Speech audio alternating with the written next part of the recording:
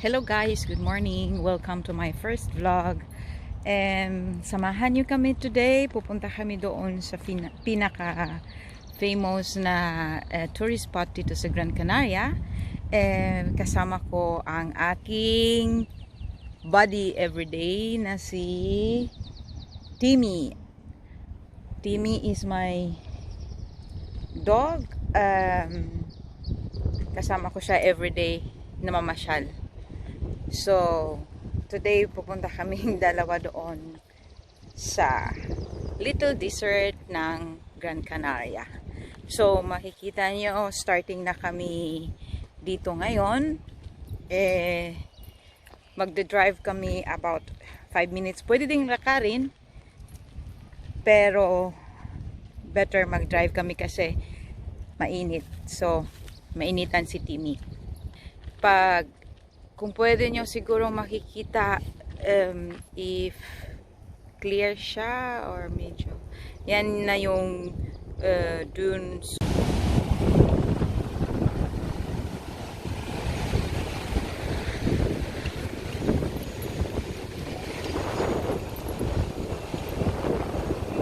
So guys, nakikita nyo medyo masyadong mahangin talaga dito today. Actually, malapit na tayo sa dunes. Dito na kami sa lighthouse of Maspalomas. So, yan yung lighthouse. Dito, maraming nagsusurfing today kasi nga mahangin.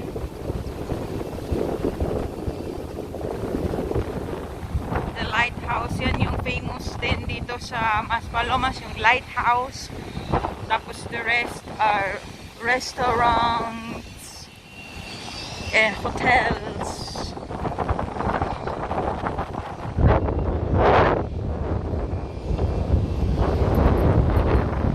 So, mahangin. Sobra.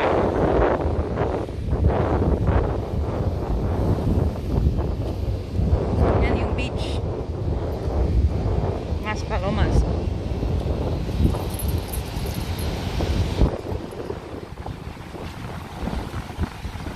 Keep on watching guys kasi malapit na tayo sa dunes.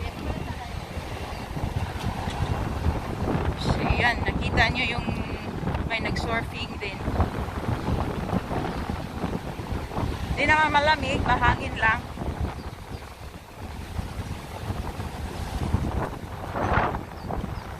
Kahit papano meron pa din namang mga tao dito naglalakad-lakad kasi nga nasa level 2 na kami uli na since Monday.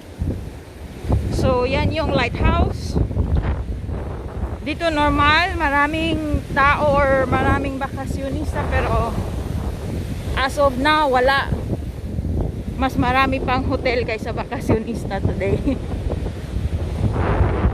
So we almost have 1 year up to now na naka-lockdown kami dito sa island.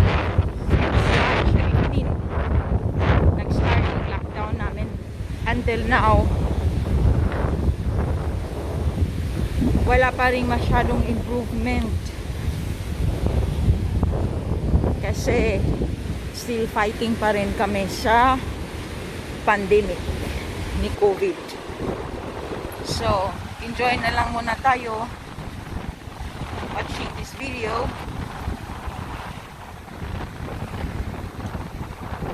Kasi ang world natin is not normal like before.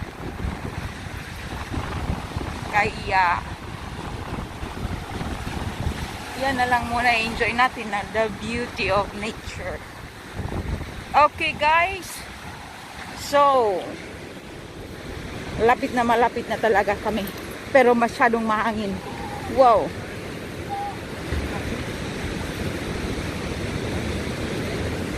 So yan yung view dito as of now, right now.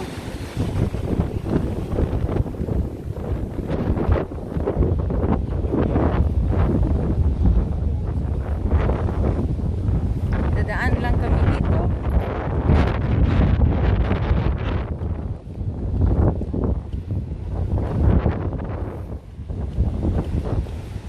So mahangin talaga.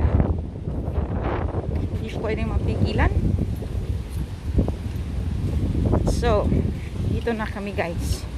Sa dunes na. Masyadong wild yung beach today.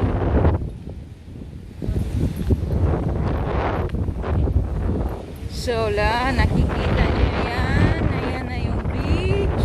Tapos si Timi gusto niyan pupunta sa beach pero masyadong mahangin. Kung yan, Timi.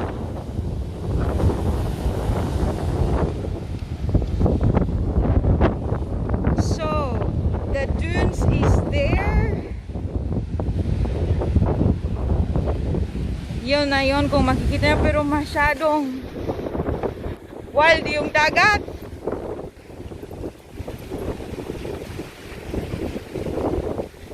We're going to walk a little bit there. Naka-red yung flag. So, ibig sabihin, bawal pumasok sa tubig pag naka-red siya kasi masyadong strong yung waves.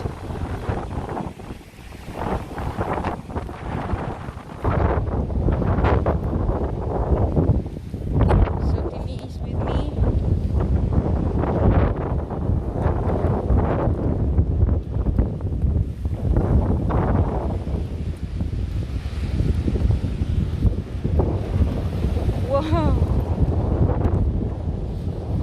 Ganyan ka-wild yung water.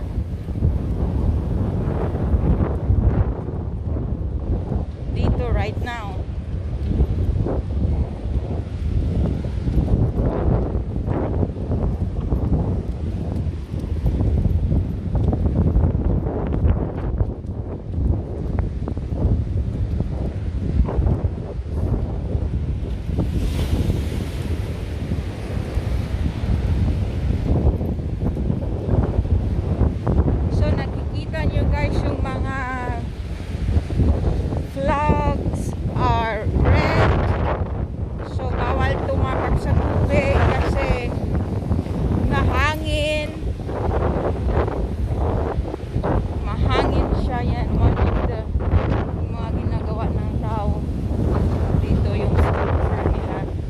Sand.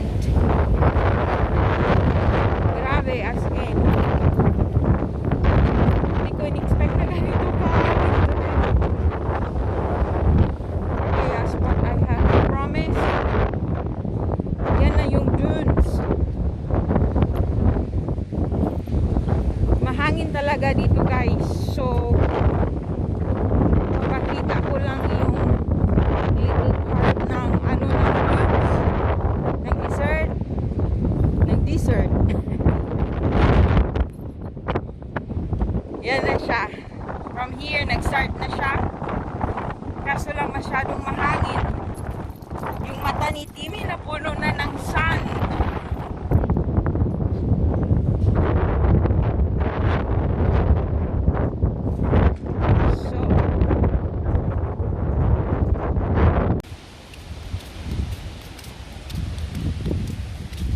So dito guys, makikita nyo marami talagang mga palm trees all over the world. No, not all over the world, all over the island. Hindi naman all over, dito lang. So nandito pa rin kami ni Timi.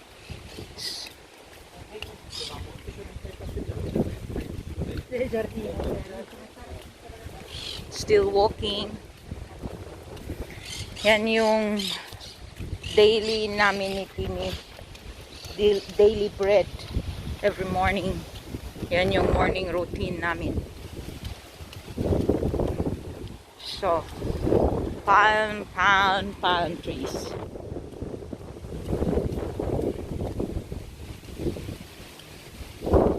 Yan. Siya. Hotel.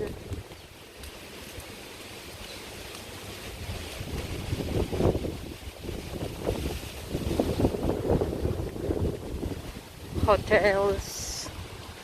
Never-ending hotels.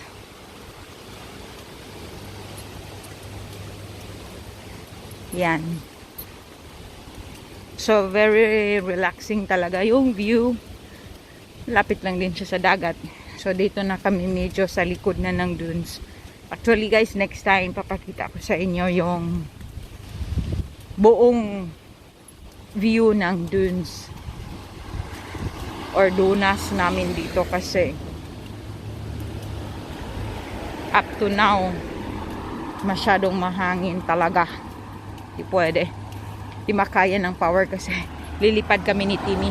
So yung mata ni Timi napuno na ng sand, kaya